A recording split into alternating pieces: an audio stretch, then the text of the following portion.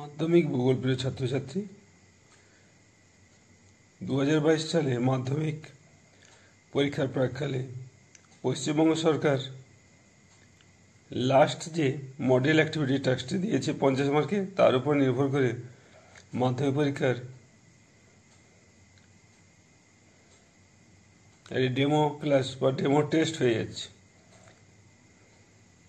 এই পশ্চিমবঙ্গ মধ্যশিক্ষা পর্ষদের লাস্ট যে মডেল অ্যাক্টিভিটি টাস্ক দিয়েছে তা এই করোনার প্রাক্কালে বেশ রোমাঞ্চকর এবং তাৎপর্যপূর্ণ। আমি মনে করি এই প্রশ্নটি সমস্ত ছাত্রছাত্রীদেরকে সারা পশ্চিমবঙ্গ জুড়ে ভূগোলে তাদের উত্তরগুলো রেডি করতে হবে। হয়তো আমরা আমাদের দায়িত্ব এড়ানোর জন্য হয়তো আমরা পড়াতে পারিনি বা অনেক কিছু করতে পারিনি, কিন্তু সিলেবাস তো আর কারোর জন্য থেমে থাকেনি, সিলেবাস প্রত্যেকের জন্য সমান হয়ে গিয়ে চলেছে। তাই আমি মনে করি এই উত্তরগুলো বলে দেওয়া হবে যথোপযুক্ত। আমি প্রথমেই চলে আসি এই বিকল্প উত্তর যে নির্বাচন করো 9টি রয়েছে, তার মধ্যে প্রথম প্রশ্নটি হলো অবরোহণ প্রক্রিয়ায় সৃষ্ট একটি ভূমিরূপ। প্লাবনভূমি, এস্কার, গিরিখাত ও স্বাভাবিক বাঁধ। সঠিক উত্তরটি হলো গিরিখাত।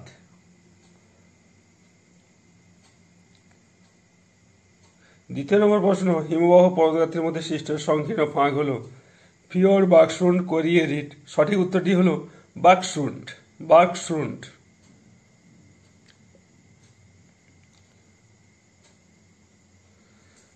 সঠিক জোড়াটি নির্বাচন করো লাদাখ অঙ্গরাজ্য, পুদুচেরি কেন্দ্রশাসিত অঞ্চল, আন্দামান ও নিকোবর দ্বীপপুঞ্জ অঙ্গরাজ্য, হরিয়ানা কেন্দ্রশাসিত অঞ্চল। সঠিক উত্তরটি হচ্ছে অ্যাকচুয়ালি পুদুচেরি কেন্দ্রশাসিত অঞ্চল, এটাই সঠিক জোড়।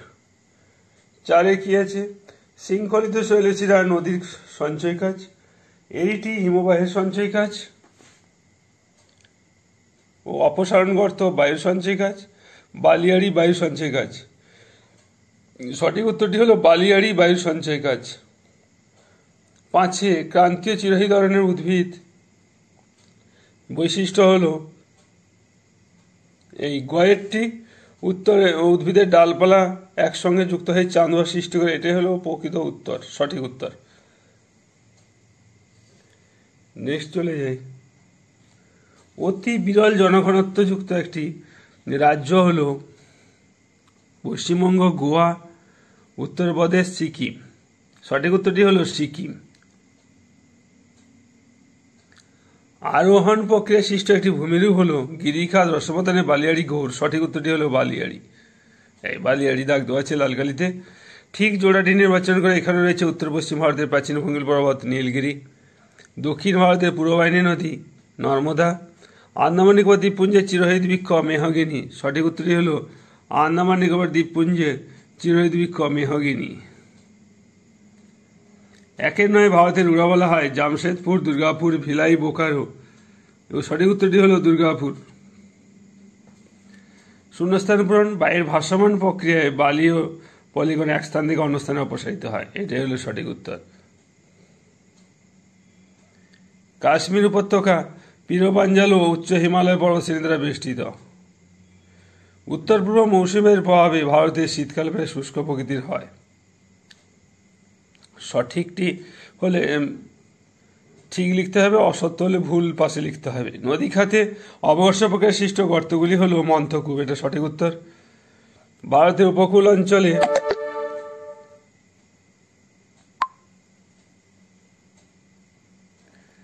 দিনের বেলায় স্থলবায়ু প্রবাহিত হয়, এটি ভুল। শুষ্ক উষ্ণ আবহাওয়া চা চাষের পক্ষে আদর্শ, এটাও ভুল।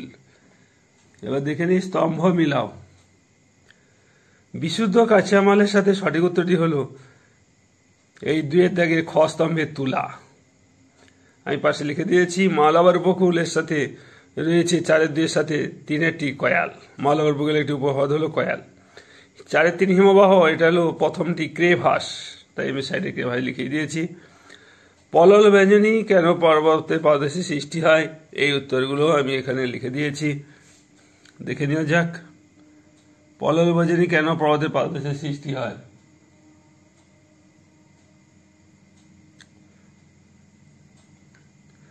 পর্বতের পাদদেশে ভূমির ঢাল কম।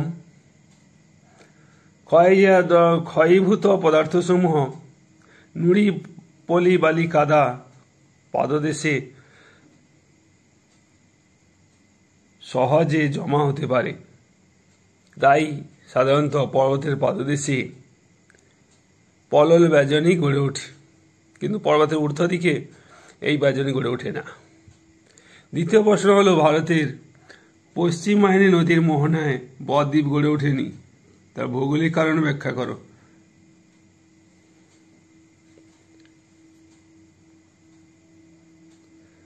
তাহলে ভারতের পশ্চিম বাহিনী নদীর মোহনায় বদ্বীপ গড়ে ওঠেনি, এর ভৌগোলিক কারণ ব্যাখ্যা করো। সঠিক উত্তরটি হলো, গস্ত উপত্যকার খাড়া ঢালের মধ্য দিয়ে নদী দুটি প্রবাহিত এবং মোহনার ঢাল বেশি হয়, পলির সঞ্চয় কম হয়। 2 নম্বর পয়েন্ট হলো, নদীর উপনদীর সংখ্যা কম, ফলে পলি সাপ্লাই কম হয়, নদীর মোহনায় বদ্বীপ সৃষ্টি হতে পারেনি। তাই পশ্চিম বাহিনী নদীর মোহনায় বদ্বীপ গড়ে ওঠেনি। যেমন পশ্চিম বাহিনী নদীগুলি কোনটি? নর্মদা ও তাপ্তি। 3 নম্বর কোশ্চেন, অক্ষাংশ ভেদে হিমরেখার উচ্চতা ভিন্ন হয়, এর ভৌগোলিক কারণ ব্যাখ্যা করো। অক্ষাংশ ভেদে হিমালয়ের উচ্চতা ভিন্ন হয়, এর ভৌগোলিক কারণ ব্যাখ্যা করো। এটি কত দাগে আছে? 5-3। 5-3টা আমরা একটু উত্তরে দেখে নিই। ভিন্ন অক্ষাংশে সূর্যরশ্মি পতন কোণে তারতম্য রয়েছে। ভূমির উচ্চতা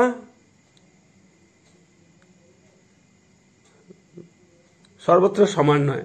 অক্ষাংশ ভেদে বিভিন্ন স্থানে ভূমির উচ্চতার পার্থক্য করার জন্য বিভিন্ন অক্ষাংশে বিভিন্ন স্থানে হিমবাহর সঞ্চয় আলাদা হয়ে যায়, তাই অক্ষাংশ ভেদে হিমরেখার উচ্চতা ভিন্ন হয়। আর কি আছে? ভূমির ঢালে তারতম্যতা, বিভিন্ন ঢালে সূর্যরশ্মির পতন করে তারতম্যতা হওয়ার জন্যও অক্ষাংশ ভেদে হিমরেখার উচ্চতা ভিন্ন হয়। আরেকটি রয়েছে, ভারতে জলবিভাজিকা উন্নয়নের 2টি উদ্দেশ্য কি? 1, প্রশ্নটি হলো, ভারতের জলবিভাজিকা উন্নয়নের 2টি উদ্দেশ্য লিখো। কি উদ্দেশ্য লিখবো আমরা? বৃষ্টিহীন ঋতুতে জলকে কাজে লাগিয়ে জলসেচ করা, মৃত্তিকা ক্ষয় প্রতিরোধ করা। এই 2টো মূল পয়েন্ট আমরা লিখলাম। এবার চলে যাব ধাপ চাষ, পালি চাষ ও সমোন্নতি রেখা বরাবর চাষের মাধ্যমে কিভাবে মৃত্তিকা ক্ষয় প্রতিরোধ করা সম্ভব। এবার নেক্সট কোশ্চেন আছে 6 দাগের, ধাপ চাষ, ফালি চাষ ও সমোন্নতি রেখা বরাবর চাষের মাধ্যমে কিভাবে মৃত্তিকা ক্ষয় প্রতিরোধ করা সম্ভব বলে তুমি মনে করো। তাহলে একটা স্টুডেন্ট হিসাবে মৃত্তিকা ক্ষয় প্রতিরোধ করার জন্য এখানে 3টি পয়েন্টও এখানে মধ্যশিক্ষা প্রশ্ন তুলে দিয়েছে। কোন পয়েন্টের বিশেষে মৃত্তিকা ক্ষয় প্রতিরোধ করাটা আমরা লিখব? ধাপ চাষ, ফালি চাষ, সমোন্নতি রেখা বরাবর কিভাবে মৃত্তিকা ক্ষয় প্রতিরোধ করা সম্ভব। দেখে নাও যে উত্তরটি কেমন হবে। ফালি চাষ। ধাপ চাষ, আমরা পার্বত্য অঞ্চলগুলোতে সাধারণত ভূমির ঢাল সর্বাধিক হওয়ার ফলে এখানে ধাপ কেটে কেটে চাষযোগ্য ভূমি তৈরি করা হয়। সয়াবিন, এই সমস্ত জাতীয় চাষবাস করা হয় মৃত্তিকা রোধ করার জন্য। এখানে 3টি পদ্ধতি রয়েছে, বেঞ্চ সোপান, পর্যায়িত সোপান, সমতল সোপান ইত্যাদি ভাবে মৃত্তিকা ক্ষয় রোধ করা সম্ভব। এটা কি? ধাপ চাষ পদ্ধতি। ধাপে ধাপে চাষ করলে জমির ঢাল কিছুটা কমে যায়, সহজে ক্ষয়ের হাত থেকে মৃত্তিকাকে রক্ষা করা যায়। ফালি চাষ, ফালি, অধিক ঢালু জমিতে ঢালের আড়াআড়ি চওড়া ফিতের মতো জমি তৈরি করে কৃষিকাজ করাকে বলা হয় ফালি চাষ। ফালি চাষ, এই পদ্ধতিতে মৃত্তিকা ক্ষয় রোধ সম্ভব। এবার কি আছে? ক্ষয় রোধ সম্ভব। আর কি হচ্ছে আমরা দেখে নিই। সমোন্নতি রেখা, সমোন্নতি রেখা বরাবর বাঁধ দিয়ে জলের গতিকে বাধা দিয়ে আটকে দিলে মাটির জল ধারণ ক্ষমতা বাড়ে ও মৃত্তিকা ক্ষয় রোধ করা সম্ভব। তাহলে আমরা মধ্যশিক্ষা প্রশ্ন দিয়ে 3টি পয়েন্ট আছে। 1 নম্বর পয়েন্ট ধাপ চাষ, 2 নম্বর ফালি চাষ, সমোন্নতি রেখা। কন্ট্যুর বা সমোন্নতি রেখা পার্বত্য অঞ্চলগুলোতে মূলত সমোন্নতি বরাবর বাঁধ দিয়ে জলের গতিরোধ গতিকে কমিয়ে মাটির জল ধারণ করার ক্ষমতাকে বাড়িয়ে মৃত্তিকা ক্ষয় রোধ করা সম্ভব। এই পদ্ধতিতে পার্বত্য অঞ্চলগুলোতে, দার্জিলিং বা উত্তর পূর্ব ভারতের পাহাড়ি অঞ্চলগুলোতে এই পদ্ধতিতে মৃত্তিকা ক্ষয় রোধ করা হয়। আর কি রয়েছে না, নদী উপত্যকা ও হিমবাহ উপত্যকার মধ্যে পার্থক্য করো। প্রশ্নটা আমরা দেখে নিই। প্রশ্নটা আমরা দেখতে পাচ্ছি, ছয়ের দাগে দুয়ে নদী উপত্যকা হিমবাহ উপত্যকা পার্থক্য করতে হবে কোন কোন বিষয়ের উপরে? নদী উপত্যকা, পার্বত্য উপত্যকা, হিমবাহ উপত্যকা কিভাবে সৃষ্টি হয়েছে, উপত্যকার আকৃতি কেমন, অবস্থান ভিত্তিক, এই পার্থক্যটি আমাদের করতে হবে। তাহলে আমি লিখেছি নদী উপত্যকাটা কি না, উৎস থেকে যে মোহনা পর্যন্ত সুদীর্ঘ পথ একটা নির্দিষ্ট খাতের মধ্য দিয়ে নদীতে জল ও ক্ষয়জাত পদার্থসমূহকে বয়ে নিয়ে যায়। এইভাবে সৃষ্টি হয় নদীর উপত্যকা, সেখানে ক্ষয় কাজ, সঞ্চয় কাজ, বহন কাজের মধ্য দিয়ে নদী তার উপত্যকাকে সুপ্রশস্ত করে। তেমনি এখানে হিমবাহ উপত্যকা উচ্চ পর্বতাঞ্চলে সাধারণত দীর্ঘকাল ধরে তুষার জমে বরফে পরিণত হলে তা মাধ্যাকর্ষণ শক্তির টানে উপত্যকা নিচে দিকে নেমে এসে উপত্যকাকে সুপ্রশস্ত করে, গড়ে ওঠে হিমবাহ উপত্যকা। আকৃতি, উপত্যকার আকৃতি নদী নিম্নক্ষয় বেশি হলে আই আকৃতির, আবার নিম্নক্ষয় অপেক্ষা পার্শ্বক্ষয় বেশি হলে ভি আকৃতির উপত্যকা সৃষ্টি হয়।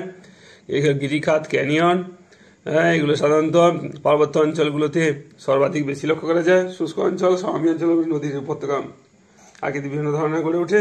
তেমনিভাবে হিমবাহ উপত্যকাগুলো সাধারণত নিম্নক্ষয়ের সঙ্গে সঙ্গে পার্শ্বক্ষয় বেশি হয়ে গিয়ে উপত্যকাটি একবারে খাড়া হয়, ইউ আকৃতির হয়, ইউ আকৃতির উপত্যকা। তাহলে উপত্যকার তলদেশ চওড়া, দুদিক মসৃণ খাড়া ঢাল যুক্ত হয় বলে দেখতে ইউ আকৃতি তৈরি হয়। আর কি দেখি, অবস্থান, শুধু মরু ও চিরতুষাবিত অঞ্চল বাদ দিলে পৃথিবীর সর্বত্র দেখা যায় ভারতের গাঙ্গেয় সমভূমি, এই গাঙ্গেয় সমভূমি গঙ্গা নদী তীরে। এছাড়া আছে উচ্চ পার্বত্য অঞ্চল, ভারতের হিমালয় পার্বত্য অঞ্চল, জম্মু কাশ্মীর, হিমাচল প্রদেশের উপরের দিকে। এছাড়া হচ্ছে রকি পার্বত্য অঞ্চল, কানাডা, এই সমস্ত অঞ্চলগুলোতেও সাধারণত এই হিমবাহ লক্ষ্য করা যায় এবং হিমবাহ উপত্যকা। উচ্চ পার্বত্য অঞ্চলে চিরতুষাবিত অঞ্চলে সাধারণত হিমবাহ উপত্যকা সৃষ্টি হয়। আন্টার্কটিকা, গ্রিনল্যান্ডেও হিমবাহ উপত্যকার প্রাধান্য কানাডাতে লক্ষ্য করা যায়। নরওয়ে, সুইডেন, ডেনমার্কেও উত্তর দিকে অংশে মূলত এই হিমবাহর প্রাদুর্ভাব লক্ষ্য করা যায়। বরফের দ্বারা সৃষ্ট উপত্যকা হচ্ছে হিমবাহ উপত্যকা। নেক্সট আরেকটি কোশ্চেন রয়েছে, আমরা দেখে নেব হিমালয় পর্বতমালা কিভাবে ভারতীয় জলবায়ুকে নিয়ন্ত্রণ করে। নেক্সট কোশ্চেন 6 দাগের, হিমালয় পর্বতমালা কিভাবে ভারতীয় জলবায়ুকে নিয়ন্ত্রণ করে। 6-3, হিমালয় পর্বতমালা কিভাবে ভারতীয় জলবায়ুকে নিয়ন্ত্রণ করে। হিমালয় পর্বতমালা